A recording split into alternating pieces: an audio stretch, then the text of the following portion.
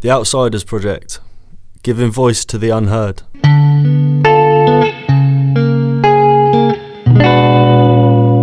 Hi, and welcome to the Outsiders Project podcast.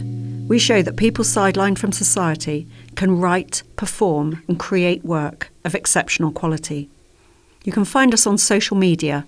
Look for the Outsiders Project Boscombe. And now here comes the content warning. It's outsider art, so it always has strong content. I'm Nell Leyshon, the artistic director of the project, and today I'm talking to our own outsider artist, Debbie. Debbie, thanks so much for joining me. Can I ask you a question to begin with? Yeah. Why do you write? I've always written, really, it's helped me to get my feelings out on paper. I've done it more as a therapeutic thing a lot of times, I think. Does that go back to childhood? Yeah, I've written ever since I could spell. Oh, really? So it's always been part of your life? Yeah, okay. as long as I can remember. And when you're writing now, obviously you're part of the Outsiders Project now, what has that changed your relationship with writing? Yeah, in a way. I mean, it's made me a lot more confident, and I've been able to play around with styles and what I write about, and I've grown in confidence. I'm still not terribly confident, but getting there. I'm getting there. That's a good thing. Do you mind if I take you back? It's really interesting, your childhood and how that informs everything about your voice. My childhood was quite difficult in a lot of ways. My mum was, she had mental health issues. I'm not sure she was actually diagnosed, but I would have said nowadays it would have been bipolar kind of thing. She was on a lot of prescription drugs.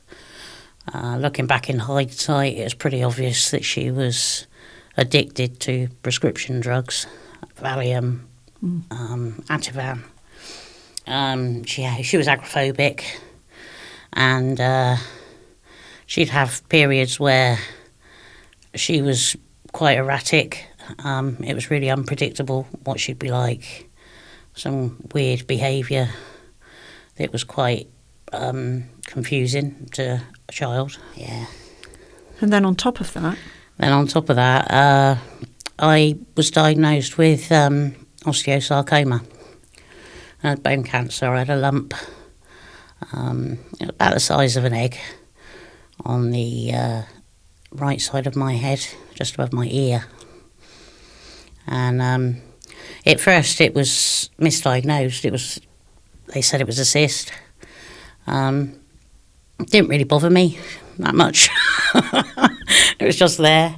And then it started to grow. That's when I was diagnosed, when I was about 9 when I was actually diagnosed. You had some very serious treatment for Yeah, I had an operation. The operation was quite big. That took half of my skull away. And then I had chemotherapy and radiotherapy. The chemo was really quite bad. I was one of the worst that the doctor had ever seen react to it. So every 3 weeks, I think it was, I had to go into hospital, throw up for 4 days, and my hair fell out and everything, as it always does with people on chemo. And then it came back. It went away. And then about a year and a half later, I found another lump in the same place, which was smaller. It was the size of a pea.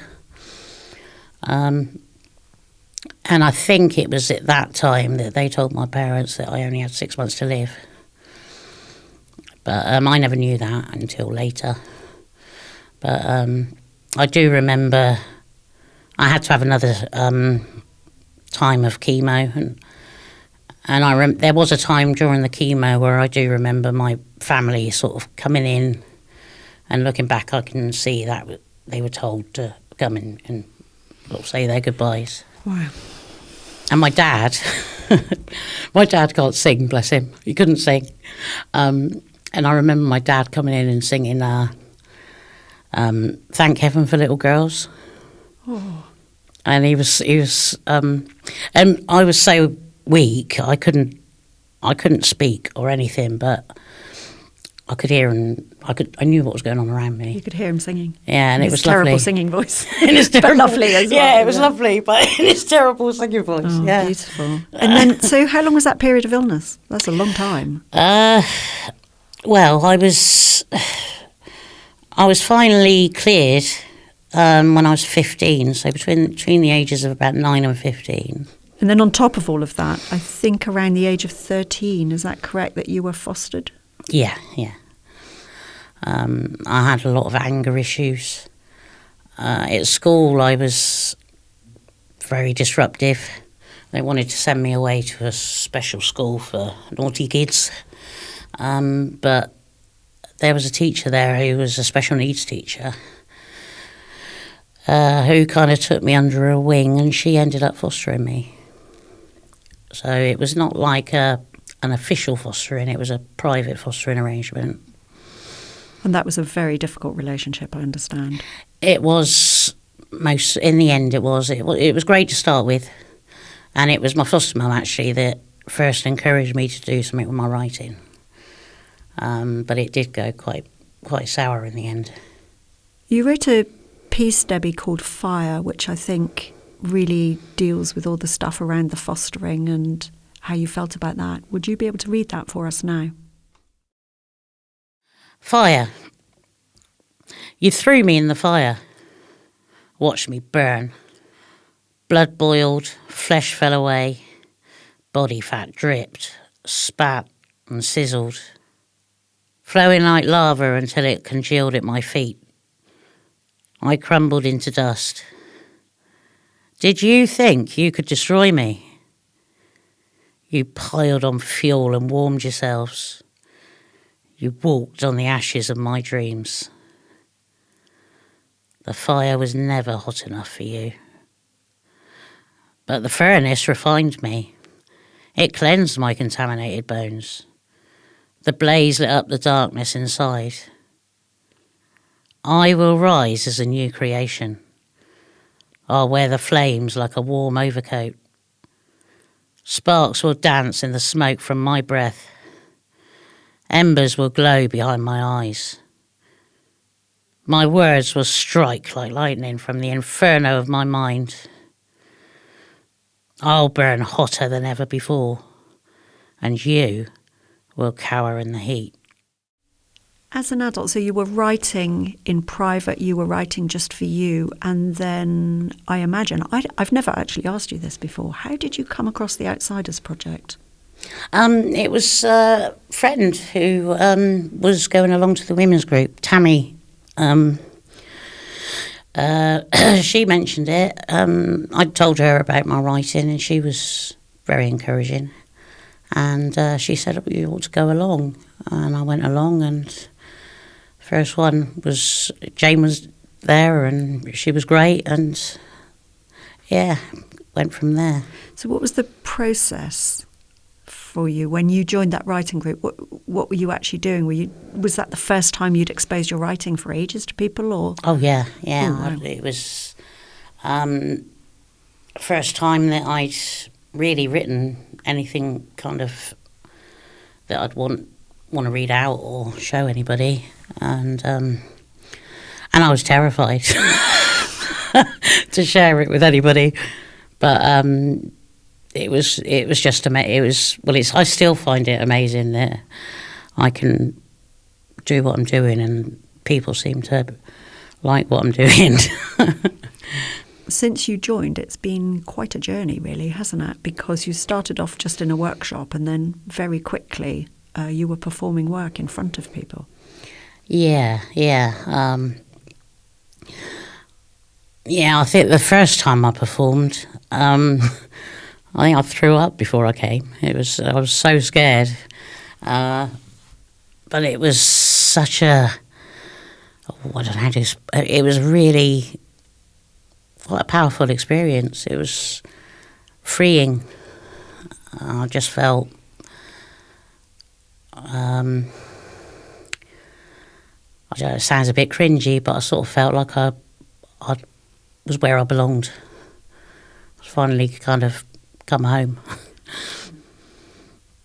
I love the strength of your writing and the way that you deliver it. You sound as though you just have this incredibly confident voice, actually, for all your nerves, and you say a lack of confidence, but actually your voice feels really, really strong to me. What are you working on now? What projects have you got going? What writing have you got going at the moment? I'm writing a book now, my life story. I've just started it. I'm writing it in fragments.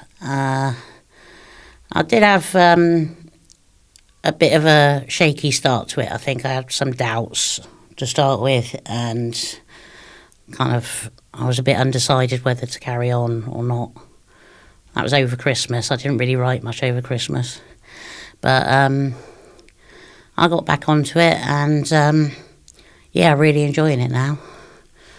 And obviously I'm getting a lot of help from you and Jane and people, so... Yeah, so you've been given a mentor. So yes. An Alpine Fellowship mentor is helping you with the writing. Yeah. And you have monthly meetings at the moment to discuss what it is you're producing. When you say fragments, can you explain what that is? What do you mean by that? Well, basically, I choose a part of my life and write about that. The first one was just a snapshot of my first sort of year at college. Then I wrote another snapshot about when I found out I was having an operation for my cancer. And the next one I'm doing at the moment, I'm working on one which is basically a kind of character description of my mum.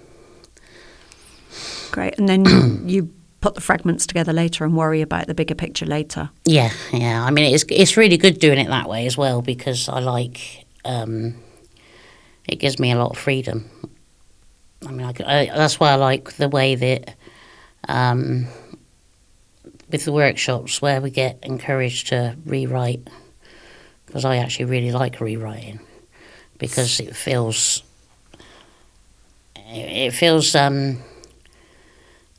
more like I don't feel like I've finished it until I've rewritten it a few times.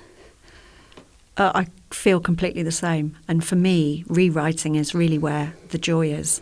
That actually laying it down in the first place is quite hard work. And then once I've actually got something, I can then shape it and sculpt it. Yeah. Debbie, I read a really fantastic quote this week by Douglas Stewart, I think he's called, who wrote Shuggie Bain, which won the Booker Prize last year. It's a wonderful, wonderful book. He had a really, really difficult childhood in Glasgow. And he said, I couldn't control what was happening around me when I was younger, but within writing, I can control it. Does that ring any bells with you? Yeah, it does actually, yeah. I think, I think when I'm writing my book, it's quite good, because although I want it to be as realistic and real and honest as possible, there's a lot of things that I don't remember so well that I have to kind of fill in the blanks. So it's quite good, because I can write from experience, direct experience, and then also play around a bit with writing, not fiction, but filling it in with what so I give it a general feeling of what might have happened. We talk in arts organisations and in theatre about working with people with lived experience. Do you think your lived experience brings something to writing? I hope it would. I mean, actually, I was thinking about this morning. With my book, I want to say that, because I mean, a lot of people who write their life story, I'm not saying that it's bad, but a lot of people who write their life story, they're very inspiring stories. It's like they went through all this hell and then they ended up really successful and everything was fine and it was all happy, which is great. But I think sometimes, well, for me sometimes, it's the opposite of inspiring, because I start thinking, well, yeah, my life hasn't ended up like that. Mine's still pretty shit in a lot of ways. So I want my book to say that sometimes when you've been through a lot of struggles, that just being alive is successful. If you're alive at the end of it, and it doesn't always have to be something major like J.K. Rowling ended up being a famous author. I mean, I'd love it if I was, but if I'm not, it doesn't matter. I've still survived. You've survived and you've got a voice to speak with. Yeah. And I think I can write about lots of things because I have experienced lots of things. And I think a lot of the things I've experienced aren't talked about a lot. Things like? I agree with you, actually. I think my experience with the fostering was, similar but unusual in some ways. The cancer, I think I've got a bit of a bee in my bonnet about cancer being a family illness. I think in a lot of ways my family probably suffered more than I did. And homelessness, addiction, alcoholism, my kids being taken into care, estrangement.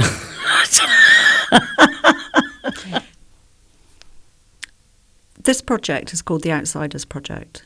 So do you see yourself as an outsider?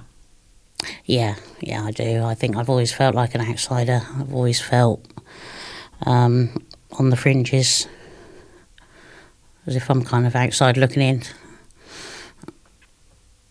Do you now think of yourself as an outsider artist? Yeah.